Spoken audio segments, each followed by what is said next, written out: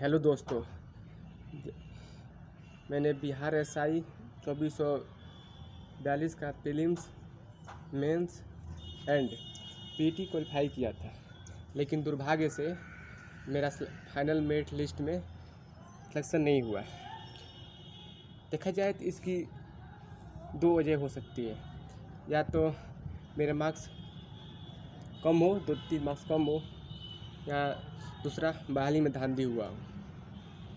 तो बहाली में धांधली हुआ होगा तो उसका मैं कुछ कर नहीं सकता हूँ, लेकिन हाँ, जो मेरे जो मार्क्स कम आए हैं उसको मैं ज़्यादा ला सकता हूँ इस बार 2213 की वैकेंसी में। तो मैं आप लोगों को बताऊंगा कि मैं 2442 में अपनी तैयारी कैसे की और अब मेरी 2213 के लिए रणनीति क्या है। अगर आप लोगों को पसंद आए तो फॉलो करें। तो बेसिकली हम इस वीडियो में 3 टॉपिक पर बात करेंगे। पहला है परीक्षा पैटर्न, दूसरा है पेपर पैटर्न से सिलेबस, तीसरा है परीक्षा पास करने की सबसे अच्छी रणनीति। जैसे आप लोगों को पता है, परीक्षा पैटर्न, यह एग्ज़ाम 3 टियर में होता है। पहले टियर में प्रीलिम्स होता है जो क्वालिफाइंग होता है, और दूसरा होता है मेंस, जिसमें हिंदी का एक पत्र और दूसरा जीएस का एक पेपर होता है। हिंदी जस्ट क्वालिफाइड होता है, 30 मार्क्स लाना होता है, और जीएस जिसमें 100 क्वेश्चन आते हैं और इसी के बेसिस पर फाइनल मेरिट लिस्ट बनती है।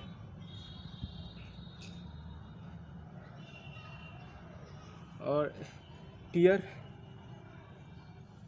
3 में फिजिकल टेस्ट होता है, ठीक है, जिसमें दौड़, गोला फेंक, हाई जंप, लॉन्ग जंप और हाइट एंड चेस्ट मेजरमेंट होता है। फिर अब मैं बात करूँगा paper patterns and syllabus of prelims and mains. मतलब प्रीलिम्स और मेंस में किस सेक्शन से कितने क्वेश्चन पूछे जाते हैं। जैसे करंट अफेयर्स है तो प्रीलिम्स में 20 से 25 क्वेश्चन पूछे जाएंगे, मेंस में पूछ भी सकता है और नहीं भी पूछ सकता है 1-2 क्वेश्चन। फिर हिस्ट्री में प्रीलिम्स से 15-16 क्वेश्चन और मेंस में 16 से 18 क्वेश्चन पूछ सकता है। ज्योग्राफी में 14 से 16 और मेंस में 15 से 16। पॉलिटी में प्रीलिम्स में 10 से 12 क्वेश्चन पूछ सकता है और मेंस में 12 से 14। इकोनॉमी में 5 से 10 क्वेश्चन पूछ सकता है और मेंस में 6 से 8। साइंस में 16 से 18 क्वेश्चन पूछ सकता है और मेंस में 18 से 20। इसी तरह प्रीलिम्स और मेंस में क्वेश्चन पूछ सकता है। अब मैं बात करूंगा कि मेरी अब जो भी समय बचा है या पिछली में तैयारी किस तरह किया, ठीक है।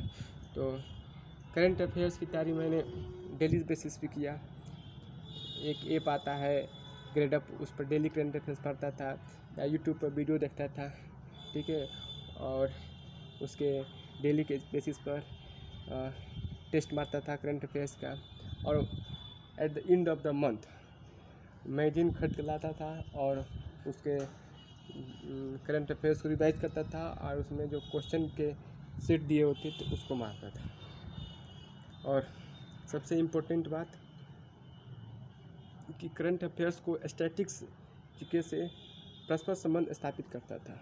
जैसे मान लीजिए कि बिहार के नए राज्यपाल के बारे में दिया है, तो आप बिहार के राज्यपाल के बारे में जाने ही जाने और साथ में ये भी जाने कि इसका ऐतिहासिक महत्व क्या है। ये इतिहास और ज्योग्राफी, पॉलिटिकल साइंस से किस तरह यह करंट अफेयर्स जुड़ा हुआ है, ठीक है। जैसे संविधान का अनुच्छेद 153 में राज्यपाल की नियुक्ति के बारे में प्रावधान किया गया है। बिहार का पहला राज्यपाल कौन था? जयराम दास दौलतराम। एक और पूछता है क्वेश्चन कि भारत की प्रथम महिला राज्यपाल कौन थी, तो सरोजिनी नायडू। इस तरह आप मान लीजिए कि ज्योग्राफी से कोई करंट अफेयर्स पूछ दिया तो उसे उसकी कोई करंट तो पढ़िए प्लस स्टैटिक भी पढ़िए। और बहुत लड़कों को दिक्कत होती है, बोलते हैं जो नए होते हैं इस फील्ड में, कहते हैं कि उन्हें जीके जीएस याद नहीं होती है, जब लुसेंट और क्राउन पढ़ते हैं तो कुछ समझ नहीं आता है। देखिए आप लोग गलती ये करते हैं कि बगैर हिस्ट्री, ज्योग्राफी और पोलिटिकल साइंस को डिटेल में पढ़ें। आप डायरेक्ट क्राउन लुसेंट उठाते हैं तो आपको समझ नहीं आएगा, वो एक नोट्स है, ठीक है।